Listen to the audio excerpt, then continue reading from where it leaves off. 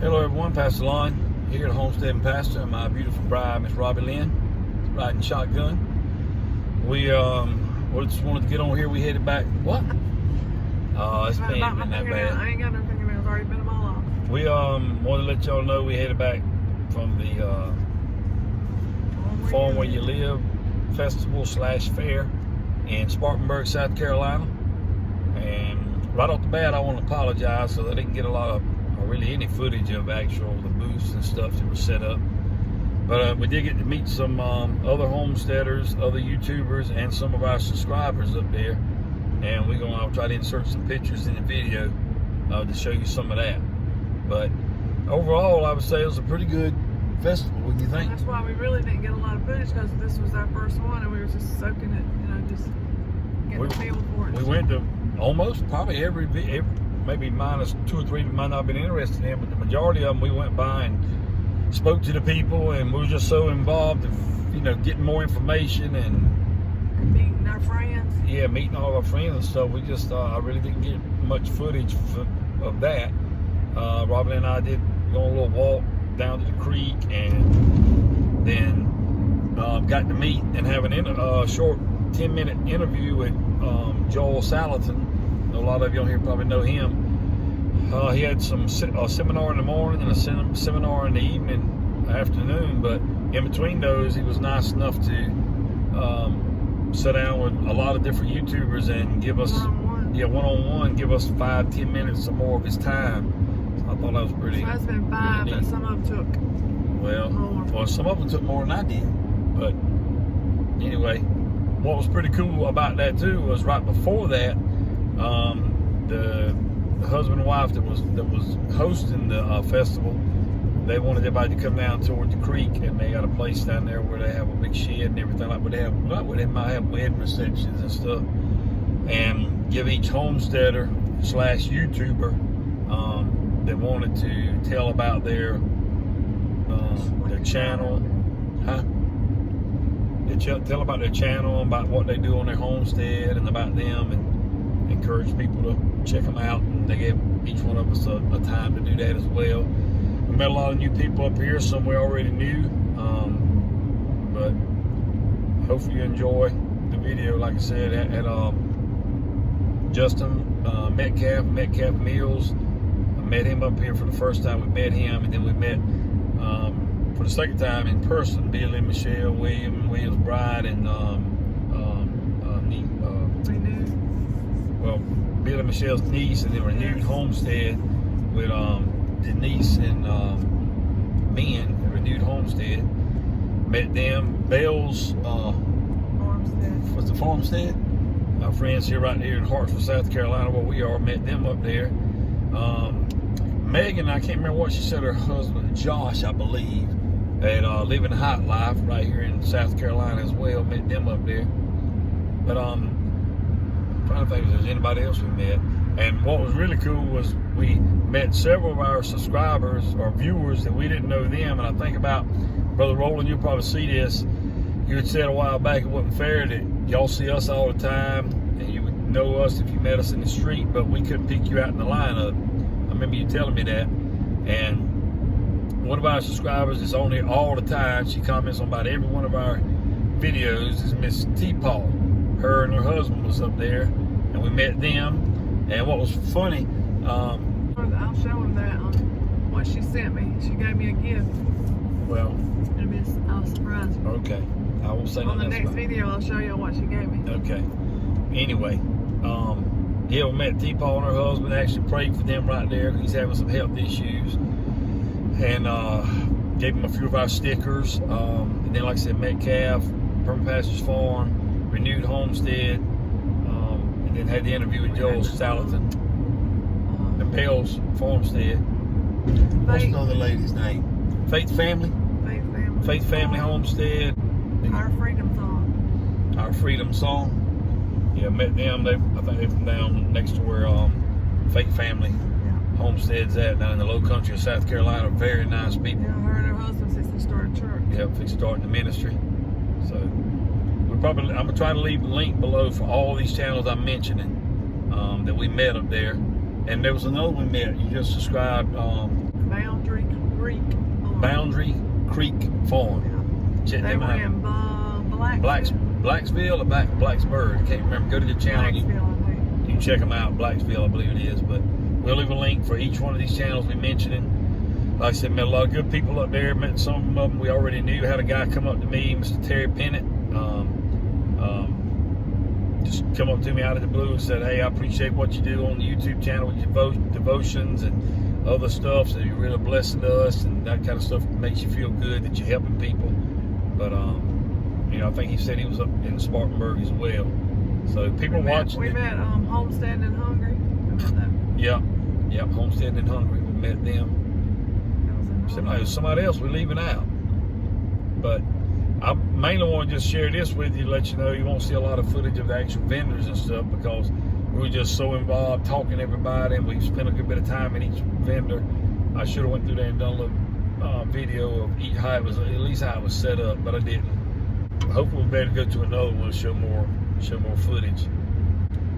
Oh, you're able to take Michelle what you call that? Scobie, to get her kombucha started. So at permapasturesfarm, and hopefully they can get that going for them. Got some goodies from them too. But Yep. I'll probably do something with, show y'all some of the goodies they gave me. Yeah. But yeah, got to see one lady. I can't remember the name of her channel. Well, she don't have a channel. She told me she's had a Facebook, not very active. She actually butchered a chicken, a rooster, right there, up close and in person, and a rabbit, a meat rabbit. She butchered the rabbit right there. Killed the rabbit. Yeah, but she cleaned it. Yeah. She went about that. Everybody's got their own way of doing things, but I wouldn't. Start butchering ours. I'm not going to use her method. She slammed him in the ground with a sledgehammer. You know, I've heard everybody talk about using the fork and stick, put it behind their neck, just jerk it. Some people hang them up and that too, but just to break their neck, and it's instant like that. But she had this rabbit on the ground, and she took a big old sledgehammer and whop, busted him right in the top of the head. I didn't watch. I watched the whole thing. It's just the way she wanted to do it, but everybody's got a preference on how they harvest their animals, Whatever and that just works for wouldn't be them. mine. Yeah, whatever works for each person. So I just wouldn't do it that way. Everyone to their own. She processed the chicken like our other friends did. She skinned them. Yep, she skinned. She didn't do much plucking. She let the kids come out and do some plucking. Which, if you don't have a plucker, that's the best way to do it. Just skin it. Well, you don't have that mess to mess with. One dude there, when she got done with the chicken, that dude said, "Man, that rooster looked so big a while ago." He said he wasn't on my feathers. When he got down to the meat, he wasn't didn't have that much on him at all. That's the way most of them are. Yeah, I know. Dunkin' Donuts. I can say some coffee. We're on I-20 headed back home, and like I said, we'll share what videos we got, and we'll insert some pictures so you see a little bit about what was going on up there. But it was hot, but the humidity wasn't really bad. It was around 95 degrees up there the whole time, pretty much. But shade, the breeze blew. It was cool. Yeah, it wasn't too bad. We had a good time. Down towards the river, it was a lot better. Yeah, we had a good time. I got a little bit of footage in here of the river and different sheds down there, and you know, stuff like that. But just didn't get a lot of the stuff up there around the vendors. But hiccups there. Rob Lang got hiccups. We just stopped by Chick-fil-A and got us a bite to eat. Now if we can stock up this way, Dunkin' Donuts, and get us some coffee. Oh. So I hope you enjoyed the video, and you got anything you want to say? I'm growing. What? If I got the hiccups. That's what old people said. There ain't no way I can grow no taller. Got the hiccups, she growing. I'm supposed to try to, well, don't say, I won't say that. They used to say you try to scare people and get rid of them. What? What? Let's see if you do it anymore. Oh, I might be just got rid of her really hiccups. scaring me. I might be just got rid of her hiccups. So. Probably because when you get scared, you suck in or something, it does to your diaphragm. Something to your diaphragm. Well, we'll let you know if the hiccups went away from that little scare. I don't feel them right now. One more thing, when we left, when we went up Friday evening and rented the room, so we wouldn't have to get up so early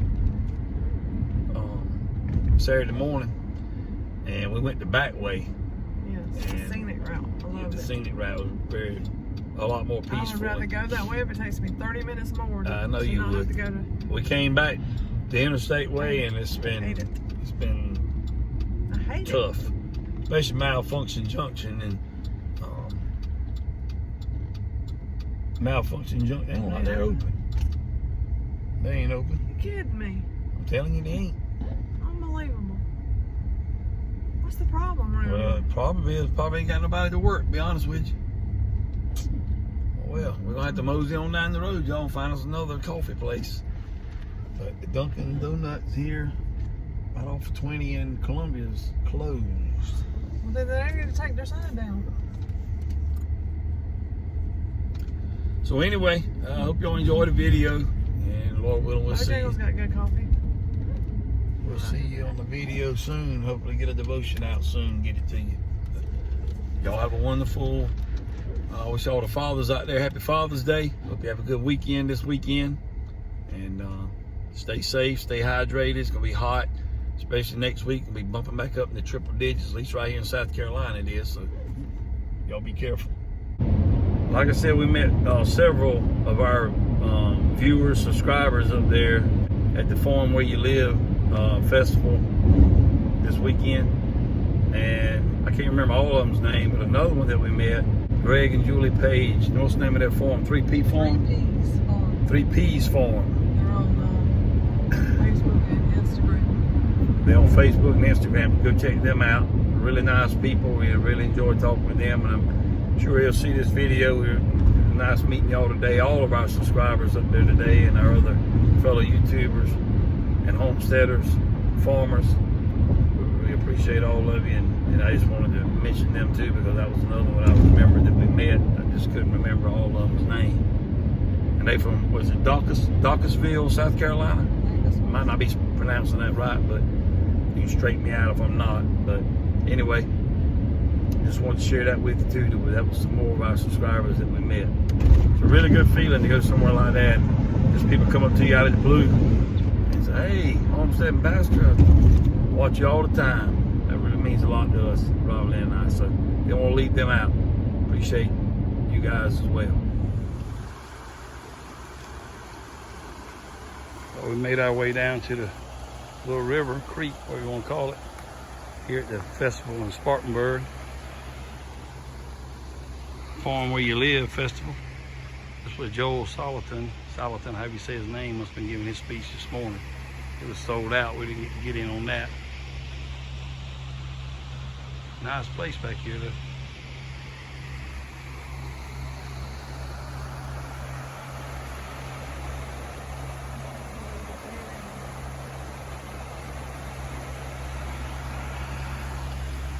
Very nice place.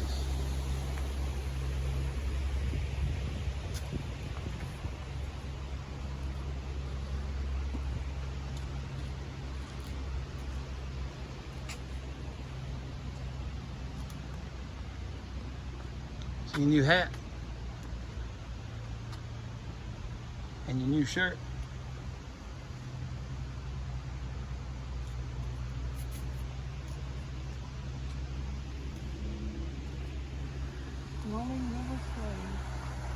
Rolling River Stage.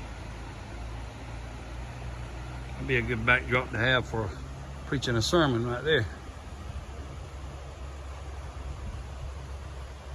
Let's walk over here and look at this place.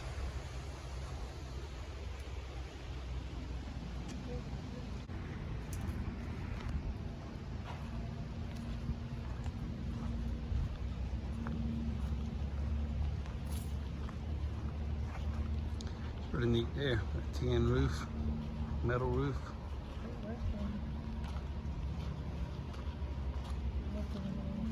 Picnic area. Huh? Probably.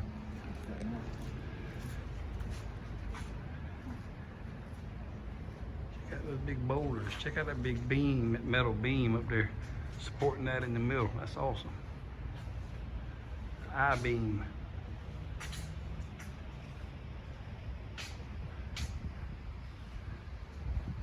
That's pretty neat right there. Two chairs with a table in the middle. Looks like 2 sewing machine tables. Yeah, that's what it is. How about that? I didn't even notice that you said that. Singer sewing machine stands for that table. How cool is that?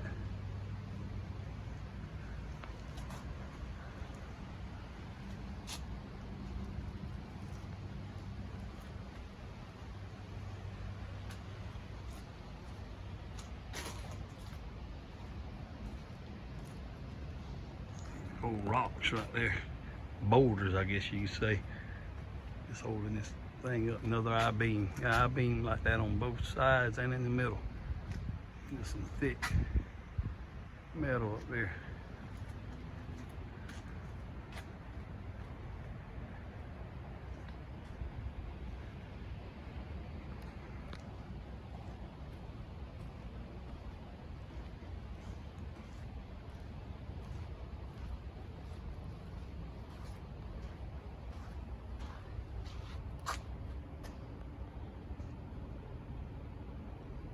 A sink and a stove and all in there. Like a screen house. Keep mosquitoes out. This fire pit.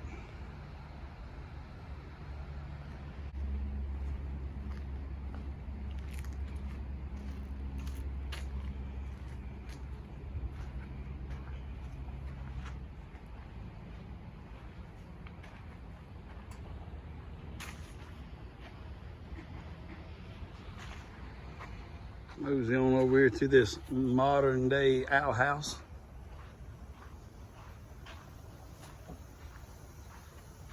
Look, they got one for men and women. How about that? Yep. It just said that on the thing up there. Don't say that too loud. A lot of people don't know the difference.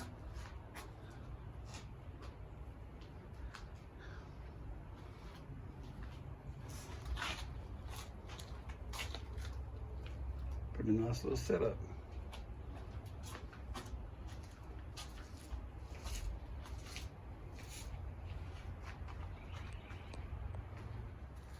Check out this old stove in here. Well, that's been used in a long time, but it has been used.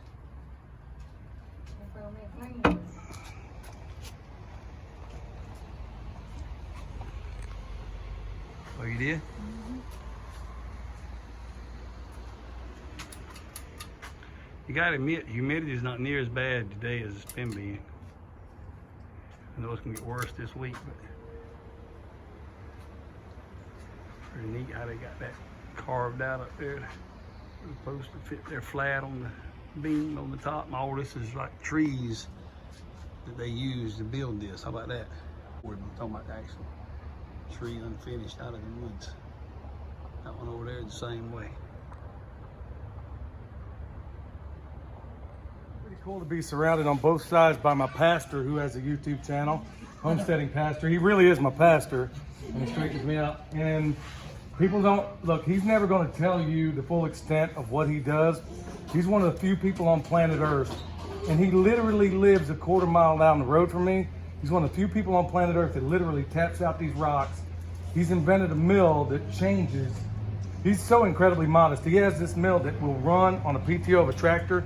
You can literally drive your truck up on the ramp, turn the wheels and idle, and it'll grind your grain. This is one of the most astonishing people that I've ever had the pleasure to know in my life. And two little girls call me Uncle Billy, so it makes me happy. Tell them about you, Billy.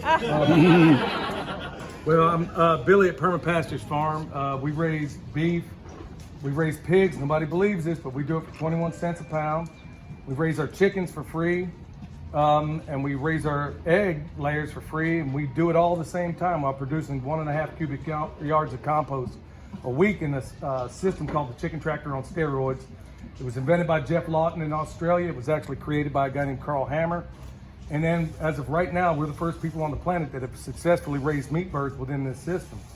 So we're trying to evangelize this as much as we can on YouTube. It's more of a teaching thing, but I'm one of the few, I like to think, one of the few permaculture designers in the world that's okay with making money. And there's nothing wrong with that. So we sell the world's best deer repellent, all natural, called bone salts. It's a byproduct from the butcher work I do. So we've taken this waste stream and turned it into something. And then also the biggest blessing I think of all this is this man was driving up and down the road of this place I bought in North Carolina in the mountains for almost a year. I thought he was some hipster riding up and back and forth from California on his tractor. Turns out me and him's best friends. And these collaborations, these beautiful collaborations led into meeting the homestead pastor and his wife, and honestly led to meeting all of y'all. And then for maybe the 5th time now, being under the same roof with one of my heroes on this planet that has got me out of a life of crime, I'm good. Metcalf Mills.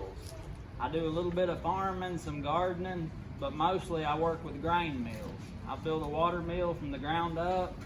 I dress millstones. I've done a lot of work with old equipment, but I'm starting, actually last weekend I pretty much finished my first prototype grain mill. It's a horizontal stone mill where the stones lay flat versus most mills where they're vertical.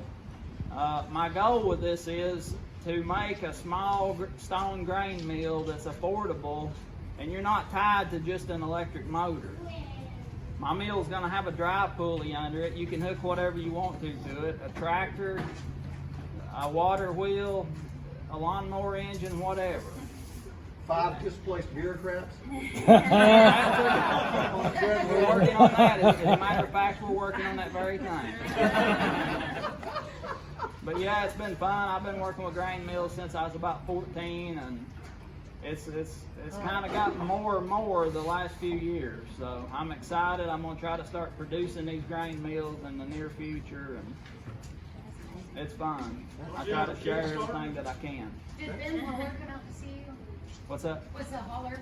Yeah, Ben I Holler saw came, that. Jason from Sutherland. Yep, okay. Billy right here at Perma Pasture, he's been a huge encouragement. My daughter Virginia actually suggested I start a channel a few years ago, and I didn't know where to start, but we got these neighbors here, Billy and his wife Michelle and his son William, permapasturesfarm. They had a channel. They said, hey, you can do this, and they encouraged me, and I'm so thankful that they did.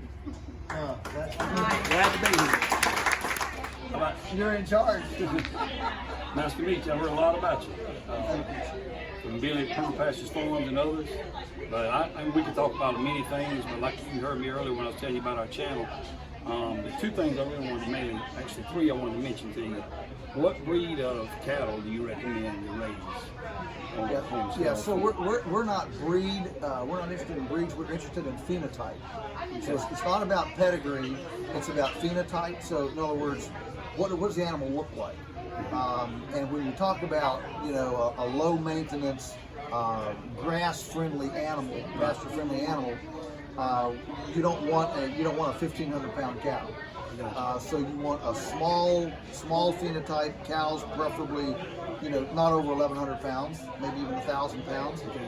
And then what you want is shape.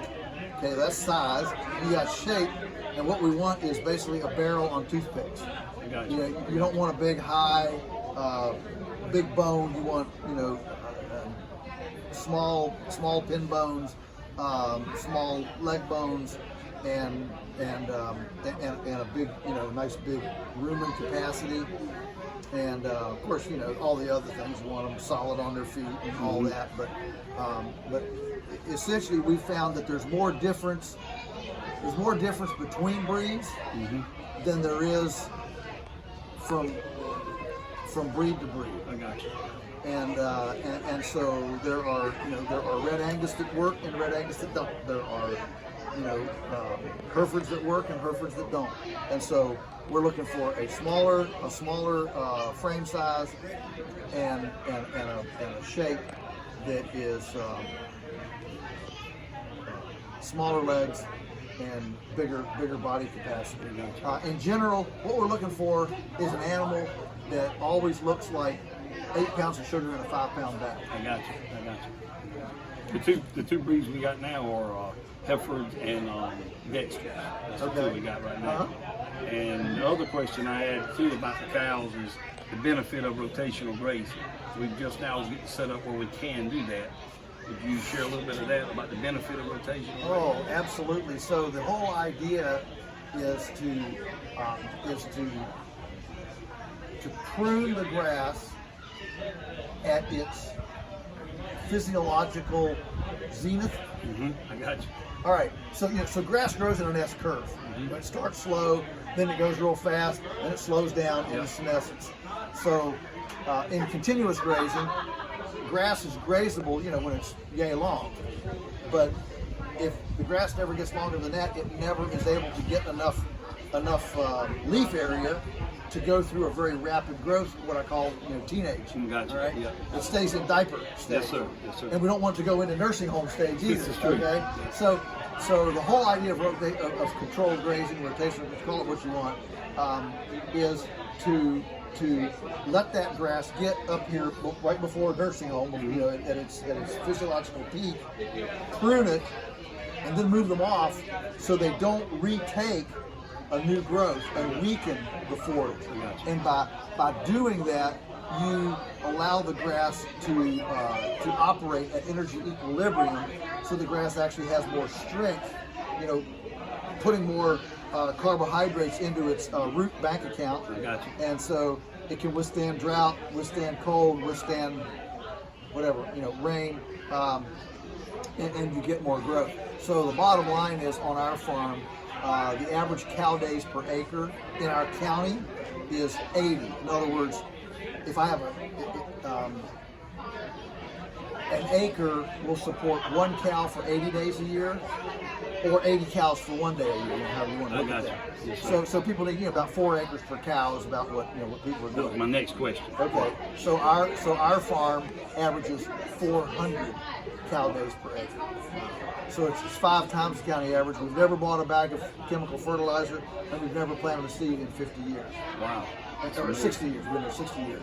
And 60 years ago when we came, I could walk the whole farm and never set foot on a piece of vegetation. Wow. The capacity of life to respond to care is almost immeasurable. And there's a spiritual principle there too. Absolutely. You cannot measure what the love of God can bring out in a person. You can't measure that. It's just immeasurable. And so this abundance is truly remarkable. Amen. Well, my last question is, for sake of time, and you mentioned it about God, I was going to ask you if you didn't mind sharing your faith. I'm going to tell you a man of God. Sure. A man of faith. Yeah, absolutely. So yeah, I met the Lord when I was 10 years old. Yes, sir. At a camp. Grew up in a Christian home, but I was the middle child, so I was the rebellious one. Yes, sir. First one and the last one. First one's Mr. Perfect, and the last one's Mama's boy. Yeah. So I was a rebel, okay, and so I came to the Lord at 10, and it always hasn't been a perfect walk, okay. Absolutely. Yes, sir. But it gets better every year, and so it's just a joy to be able to take that. I'm just hands and feet of Christ, okay? Right. And so every day I wake up and I say, how can I touch this piece of your creation that you've entrusted to my care? I don't own it. It's all God's stuff, Yes, sir. right? Yes, sir. And so how can I touch it? Let me be your hands and feet. We say, what would Jesus do? Well, what would, let me be your instrument in touching this. And so, that's the deal. And so at this stage in my life, to be able to walk out that back door and see the barrenness turn to, it's like Isaiah. Yeah, well, we'll make the desert places bloom, right? It's true. He does make that, and he even does that in our lives spiritually. As sinful as as recalcitrant, As corrupt and as we are. corrupt and Yes, sir. rebellious as we are, he makes even that to bloom for him, and that's so I see our farm, I see all of creation as an object lesson of spiritual truth. So at the end of the day, I want people, when they come and visit, we get thousands of visitors a year. I want them to drive out the lane and say to each other, oh, so that's what forgiveness looks like. Yes, sir. Oh, that's what healing looks like. Oh, that's what abundance looks like. I want people to see that as an object lesson of spiritual truth. Absolutely. That's awesome. Thank you. Like I said, we've been in the ministry now since 2006, and I could tell when I was telling a little bit about my channel a while ago, I could tell by your reaction that we're on the same page when it comes to serving the Lord. Absolutely. Even with everything that you do and what you got going on, the Lord's blessed you. You couldn't have done it all, any of it, without Him, and you can't do what we do today without Him. No, that's right. That's and right. it does me good as a pastor to see somebody of your capacity doing what you're doing, still keeping Christ number one in your life. And that's what I want to share with our viewers, that without Him, nothing else matters. That's right. That's right. I like to leave things in better condition than where I found them. It sounds like what you do. Yeah, well, that's the whole parable of the talents, right? Absolutely. Again, it's all His stuff. So if we looked out at the trees and the soil and the water and all this, and I had made it, God made it. That's right. If I had made it, and I saw how people treated it, Yes, sir. I'd be pretty upset. We would. You're messing up my we stuff. wouldn't have as much grace as he's got. No, you're messing up my stuff, Yeah. right? And so, yeah, it's exactly right. I want to leave cleaner water, better water, more soil, more, more sun, S-U-N energy turned into biomass. That's what drives it. Right. So the S-O-N drives us. S-U-N drives us. I mean, the parallels, the object lessons are just so parallel that it's unbelievable. And so many people in the faith community, I think, miss this. I agree. They miss this, and all you sound like some, commie pico environmental, greenie weenie, whatever, and that's unfortunate. We as those who truly honor that this is fearfully and wonderfully made, we should be the bearers, the repository of creation stewardship. That's where we should be. Because it talks in the Bible so much about husbandry and planting and sowing and reaping and That's everything. Right. So that's right. I think that was God's intention for man to live off the land. That's right. Today. That's I heard a quote the other day said, "Good people plant trees for shade, they'll never sit under." And that's kind of the way we are doing. We're leaving for the next generation as it was left for us. So. That's right. Anyway, thank you for your time. Thank you. Salatin. Thank you. Yes. Yeah, yes. I've heard a lot about It's a you. pleasure. Hope YouTube family enjoyed this, and thank you for your time. Thank We'll be you. praying for you and your family. Thank you very much. Thank you.